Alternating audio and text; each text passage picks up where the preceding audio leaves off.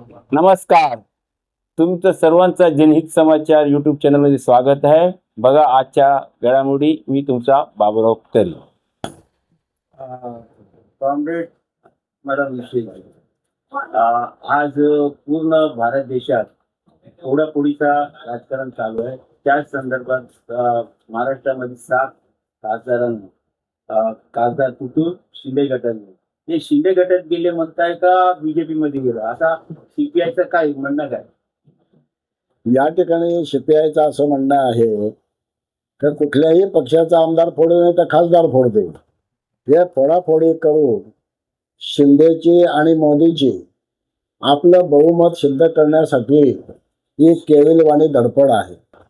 काही करून कोसाई करून कुठेही लोकशाहीचा काही आदर न करता अगदी बिनधास्तपणे खासदार फोडतायत आणि ते आपल्या पक्षामध्ये येतील, आपलं बहुमत होईल आणि आपल्यासारखं यांना निर्णय करायचा आहे. ते खासदार वाढवण्याचा जो प्रकार आहे तो वाढवण्यासाठी त्यांना बहुमत पाहिजे आहे आणि त्यांना त्यांच्यासाठी जे निर्णय राखून ठेवलेले आहेत म्हणजे हुकुमशाहीकडे जाणारा जी कार्यपद्धती आहे ती करण्यासाठी त्यांना बहुमत पाहिजे आहे.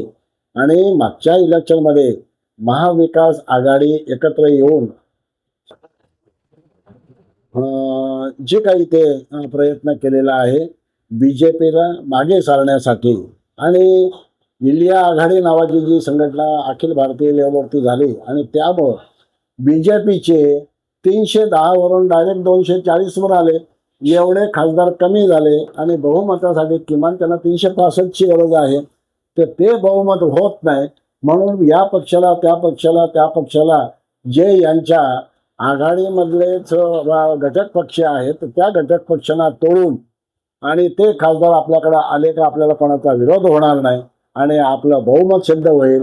आणि बहुमत सिद्ध झालं का मग आपल्याला महिला बिल आणणं किंवा त्याच्या माध्यमातून त्याच्या आसऱ्यानं त्याला खासदार 800 खासदार करायचे आहेत आणि ते 800 खासदार झाले तर मग बीजेपीचं कुठल्याही बाजूला कुठल्याही राज्यात गेलं तरी आपलं बहुमत येईल आणि आपण हुकुमशाहीचा मार्ग जो आपल्याला हवा आहे त्या मार्गावर आपल्याला चालता येईल अशी ही बीजेपीची पॉलिसी आहे. पण बीजेपी याच्यामध्ये यशस्वी होणार नाही. आता त्यांना वाटतं हे 6 खासदार आमच्याकडे आले, आता फोडले कोणी? एकनाथ शिंदेनी. एकनाथ शिंदेनी फोडले, आता ते एकनाथ शिंदेकडे राहणार आहेत का? राहणारच नाही एकनाथ शिंदेकडं. ते सगळेच्या सगळे बीजेपीच्याच बाजूला जाणार आहेत आणि बीजेपीचाच बहुमत करण्यासाठी हा खटाटोप आहे.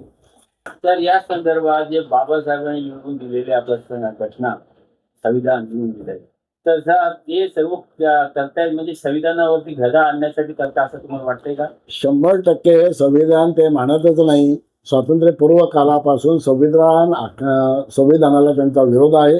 संविधान आल्यानंतर पण त्यांचा विरोध आहे आणि ही पॉलिसी संविधान त्यांना मान्य नाही. त्यांना फक्त मनुस्मृती मान्य आहे.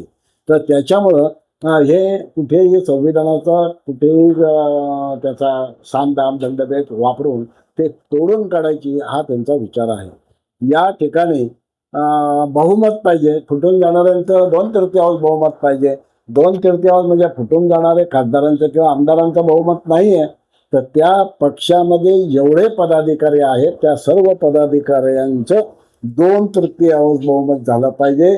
तरच गेलेल्या आमदारांना आणि खासदारांना तिथे कायदेशीर तो बदल या पक्षातून त्या पक्षात गेले तर त्यांना मान्यता आहे. हे 6 खासदार काय बहुमत जरी दाखवत असले तरी ते नाही. पदाधिकाऱ्यांचे पक्ष संघटना आहेत त्यांचं 2/3 झालं पाहिजे. तर कम्युनिस्ट पक्ष पुढे पाऊल काय उचलणार? एवढा सगळा गंभीर मुद्दा आहे. यांनी कितीही फोडाफोडी केली, कितीही पैशाचा वापर केला, किती ईडी सीबी इन्कम टॅक्स अमकं सगळ्या संघटना वापरून गव्हर्नमेंटच्या बॉडी वापरून त्यांनी इतर पक्षांचे आमदार खासदार फोडले. पण कम्युनिस्ट पक्षाचा एकही खासदार त्यांना आजपर्यंत किंवा आमदार त्यांना फोडता आलेला नाही. हे आमची जी वैयक्तिक तत्वावर मूलभूत आधारावर चालणारी आमची संघटना आहे, वैचारिक संघटना आहे, कॅडर बेस संघटना आहे. हे यांना तोडता येत नाही आणि म्हणून आम्हाला वाटतं हे केवळ आणि केवळ यांना लोकशाही धोक्यात आणण्यासाठी आणि भारतीय संविधान धोक्यात आणण्यासाठी, मोडून काढण्यासाठी आणि मनुस्मृतीचं राज्य आणण्यासाठी जे सगळं चाललेलं आहे हे BJPचं आणि RSSचं षडयंत्र आहे. त्याला जनता भलेही तात्पुरते जे लोभासाठी जाणारी माणसं आहेत आमदार खासदार तेच जातील, पण जनता मात्र संविधानाच्या बाजूला राहील याची आम्हाला पूर्ण खात्री आहे. जाता जनतेला काय संदेश देणार या सर्व घडामोडी? जनतेला या ठिकाणी एवढा संदेश देता येईल का बाबांनो, भले काही असू द्या, धर्माच्या देवाच्या नावानं आपण काही भाळू नका. कारण यांचं अयोध्या मंदिर पण आपण पाहिलं आणि सगळे यांची सनातन पण पाहिलं. जनतेच्या नावानं, देवाच्या नावानं फक्त जनतेची लूट करणं हे यांना अभिप्रेत आहे. हे कुठल्याही धर्माचा, देवाचा ना देशाचा अभिमान यांना नाही. हे लफंगे आहेत आणि चोर आहे.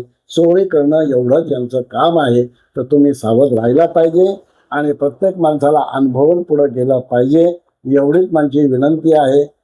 सगळ्या क्षेत्रामध्ये आता डिझेलच्या पेट्रोलचे एवढे भाव कमी झाले पण 1 रुपया कमी करत नाही. आता विजेच्या नावानं, MSEBच्या नावानं, महावितरणच्या नावानं व्यवस्थित जनतेचं चाललं होतं, तिथे पण यांनी लुटालूट केली. ठेकेदार टाकले आणि किमान 56 रुपयाचं पर युनिट त्यांनी ठरवलेलं आहे. आणि जेव्हा स्मार्ट मीटर सगळे लागतील तेव्हा 56 रुपये पर युनिट प्रमाणे आपल्याला बिल भरावं लागेल. याच्या करताना सावधान व्हा आणि या BJPच्या आणि त्यांच्या बरोबर असलेले त्यांचे पंटू त्यांच्या नादाला लागू नका. विश्वास ठेवा, पुढचे दिवस कम्युनिस्ट पक्षाचेच आहेत आणि पर्याय कम्युनिस्ट पक्षाशिवाय जनतेला नाही, एवढं मात्र आम्ही ठासून बोलू शकतो. आजच्या बातम्या समाप्त होत आहे. उद्या परत भेटूया नवीन खबर घेऊन. आमच्या चॅनलला पहिल्यांदा बघत असतील तर सबस्क्राईब आणि लाईक करा. व्हिडिओ कसा वाटला त्यावर कॉमेंट नक्की करा आणि व्हिडिओ चांगला वाटला तर मित्राबरोबर शेअर करा. आमच्या चॅनलचे व्हिडिओ तुम्ही पूर्ण पाहिल्याबद्दल धन्यवाद. जय हिंद, जय महाराष्ट्र.